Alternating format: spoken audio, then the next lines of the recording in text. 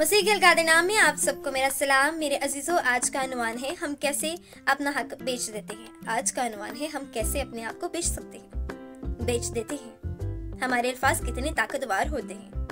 मेरे अजीजों, आज हम पढ़ेंगे पैदाइश की किताब और उसका 25 बाब और उसकी जो है वो 28 आयत में मरकूम है। और इसहाक यीशु को प्यार करता था क्योंकि वो उसके शिकार का गोश्त खाता था और रिबका याकूब को प्यार करती थी। मेरे अजीजों, आगे मरकूम है, और याकूब ने दाल पकाई और यीशु जंगल से आया और बेदम हो रहा था। और यीशु ने याकूब से कहा कि ये जो लाल लाल है मुझे खिला दे, क्योंकि मैं बेदम हो रहा हूँ। इसीलिए उसका नाम अदूम भी हो गया। तब याकूब ने कहा, तू आज अपना पहलौठे का हक मेरे हाथ बेच दे। यीशु ने कहा, देख, मैं तो मरा जाता हूँ, पहलौठे का हक मेरे किस काम आएगा। तब याकूब ने कहा कि आज ही मुझसे कसम खा। उसने उससे कसम खाई और उसने अपना पहलौठे का हक याकूब के हाथ बेच दिया। तब याकूब ने यीशु को रोटी और मसूर की दाल दी। वो खा पी कर उठा और चला गया। यूं यीशु ने अपने पहलौठे के हक को नाचीज जाना। मेरे अजीजों, क्या हम जानते हैं कि खुदावंद यीशु मसीह ने हमें कितनी ढेरों ढेर और लातादाद बरकतें। मैं समझती हूँ कि अगर देखा जाए तो खुदावंद ने हमें वो बरकतें दी हैं जो हमारी सोच से बाहर है। लेकिन जैसे याकूब ने अपने पहलौठे होने के हक को नाचीज जाना। मेरे अजीजों, आपको पता है कि सम टाइम हमारे साथ हमारे छोटे बहन भाई जब बदतमीजी करते हैं तो वो एक दलेरी से करते हैं। वो इसलिए कि कहीं ना कहीं हम ये भुला देते हैं उनको कि हम बड़े हैं, और फिर उस वजह से लड़ाई झगड़े नफरतें पैदा होती हैं। और फिर हम ये कहते हैं कि मैं तो बड़ी थी, मैं तो बड़ा था। मेरे अजीजों, क्या हम जानते हैं कि खुदावंद यीशु मसीह ने हमें कितनी बरकतें दी हैं और हम कैसे अपनी ख्वाहिशात की वजह से, अपने रिलेशंस की वजह से,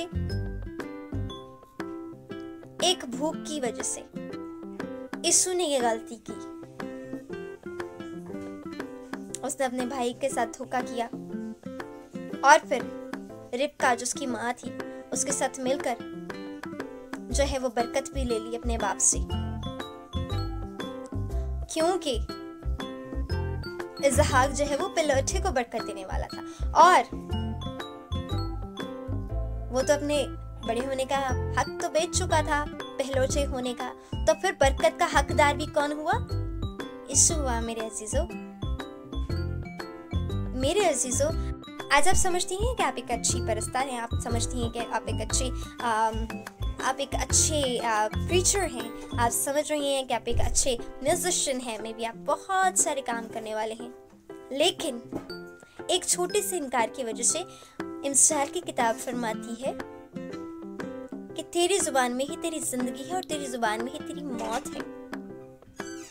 मेरे अजीजों, आज हम अपनी बरकतें, आज हम अपनी ब्लेसिंग्स, अपने बहुत सारे हक किसी न किसी वजह से हम उनका इनकार करते हैं, मजबूरी हो या खुशी हो, और फिर हम सब कुछ खो देते हैं। वो भी खो देते हैं जो खुदावंद ने हमें दिया होता है।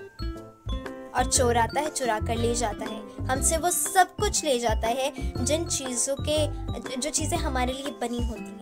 आज हमें सबसे ज़्यादा ज़रूरत है उन चीज़ों के लिए दुआ करने की जो चीज़ें हमारी हैं, जो हक हमारे हैं, जिसके लिए यीशु ने हमारे लिए अपनी जान दी है। और वो इसलिए दी ताकि हम सरफराजी पाएं। दिन ब दिन सरफराजी चाहता है, ना कि अपनी बरकतों का इनकार करें, अपनी खिदमतों को बढ़ाएं और किसी चीज़ के लिए इनकार ना करें। आप ये नहीं सोचें ये चीज़ वो डिज़र्व करती है, वो चीज़ वो डिज़र्व करता है। आप ही सब कुछ डिजर्व करते हैं। मेरे अजीज़ों, एक बार एक शख्स ने मुझसे कहा, मैं चर्च में सफाई कर रही थी और आप ये खदमत डिज़र्व नहीं करती। और मुझे इस चीज़ के लिए बहुत ज़्यादा फील हुआ। मैंने कहा, खदमतें तो खुदावंद ने ही हमारे लिए सारी बनाई हुई हैं। मैं चाहे उसके घर की सफाई करूं, मैं चाहे कुछ भी करूं, मुझे हर तरफ से उसकी बरकतें चाहिए। मेरे अजीजों, आप अपने हक और अपना इनकार कहीं, अपनी खुशी की खातिर अपनी बरकत को खोना, मैं इसे गुनाह समझती हूँ। मेरे अजीजों, अपनी खुशी की खातिर अपना आप बेचिए नहीं, बल्कि